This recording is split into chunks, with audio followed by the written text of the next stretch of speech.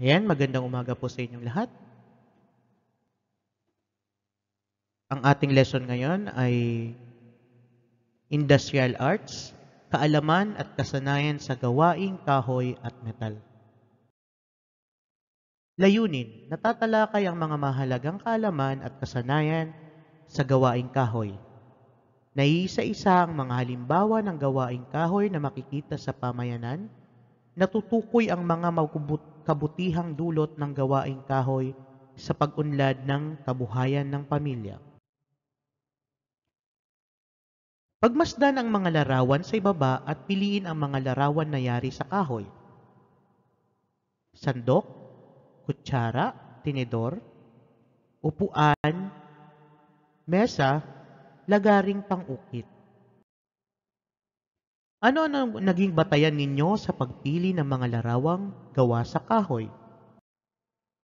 Ang edukasyong pangkabuhayan ay binubuo ng maraming gawain na may iba't ibang lawak na batay sa mga materyales na sagana sa isang lugar at pamayanan na maaaring gamitin sa pagbuo ng proyekto na makatulong sa pag-unlad ng kabuhayan ng pamilya. Ang mga gawaing may kinalaman sa kahoy ay may layunin na mabigyan ng sapat na angking kasanayan sa paggawa na may kaugnayan sa kahoy. Marami ang mga kasanayang matututunan sa gawaing kahoy na kapakipakinabang na magsisilbing kalasag at daan sa pagkakaroon ng panimulang hanap buhay. Ang pagkakarpentero ay dapat matutuhan ng mga batang mag-aaral, hindi lamang panghanap buhay, kundi para sa sariling pangangailangan sa tahanan tulad ng mga pagkukumpuni ng mga sirang gamit na gawa sa kahoy. Ang ilang halimbawa ng mga bagay at kagamitan na yari sa kahoy ay sandok, mesa, bangko, bakya at iba pa. Itala ang sagot sa bawat tanong. Isulat sa ika-4 na bahagi ng papel ang inyong mga sagot.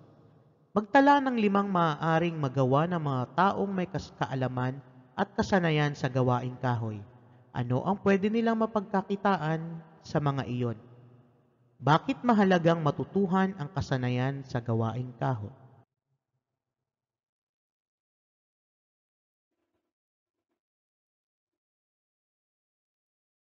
Pangkatang gawain.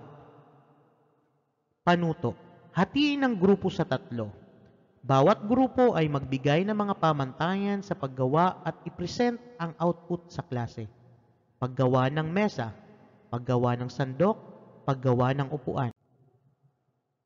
Lumibot sa paaralan o sa bahay at itala ang mga bagay na yari sa kahoy. Ibigay ang kabutihang dulot ng gawaing kahoy sa pansariling kabuhayan.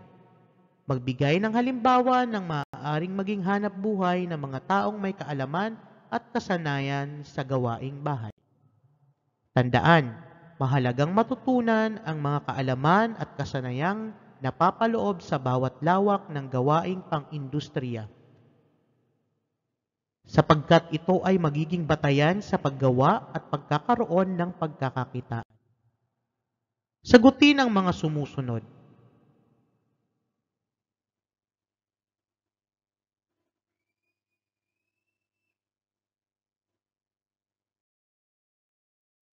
Sa inyong buong kabahayan, tingnan at iguhit ang mga bagay at kagamitan na yari sa kahoy.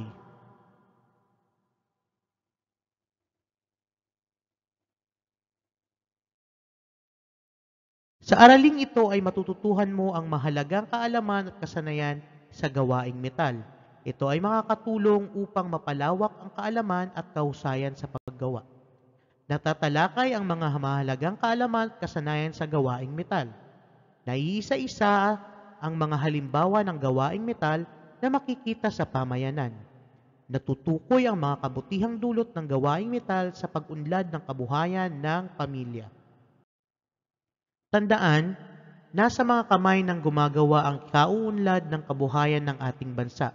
Ang pagpapahalaga sa mga gawaing may kinalaman o kaugnayan sa kabuhayan ay dapat ibayuhin upang maitaas ang mga uri ng pamumuhay ng mga mag-anak at mga mamamayan.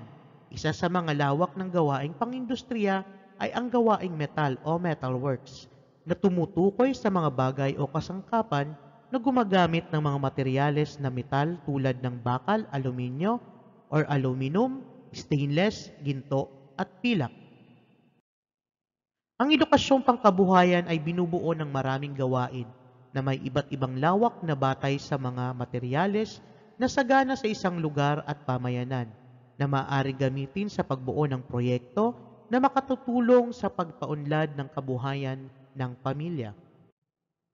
Ang pag-aaral naman ng mga gawaing tungo sa pagkakaakit, pagmumulat at pagiging maparaan ay magandang kaalaman na makakamit sa gawaing metal. Isa sa mga lawak sa edukasyon, pangkabuhayan na napapanahon sapagkat sa ngayon ay maraming nagkalat na patapong metal tulad ng mga bakal, kawad at lata na maaaring gamiting muli sa pagbuo ng bagong proyekto tulad ng dustpan, gadgaran, habonera, kahon ng recipe at kwadro. Ang pagiging latero ay hanap buhay na maaaring mapasukan ng isang kaalaman at kasanayan sa mga gawaing kaugnal ng metal. Magtala ng 5 o higit pang mga kasangkapan o kagamitan na maaaring magawa ng mga taong may kaalaman at kasanayan sa gawaing metal. Tandaan, ang mga gawaing metal ay dapat malinang sa murang isipan ng mga bata upang makatulong sa pag-unlad ng kabuhayan ng pamilya. Nakakatulong din ang gawaing ito sa pagpaunlad ng bansa. Lagyan ng check kung ang larawan sa ibaba ay may kinalaman sa gawaing metal at X kung ang larawan ay walang kinalaman sa gawaing metal.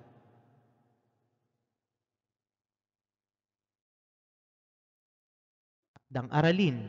Mag-interview ng taong kakilala ninyo o malapit sa inyong lugar na mayroong kaalaman at kasanayan sa gawaing metal at itanong kung ano ang kabutihang dulot nito sa pag-unlad ng kabuhayan ng kanilang pamilya. Isulat ang sagot mo sa iyong kwaderno.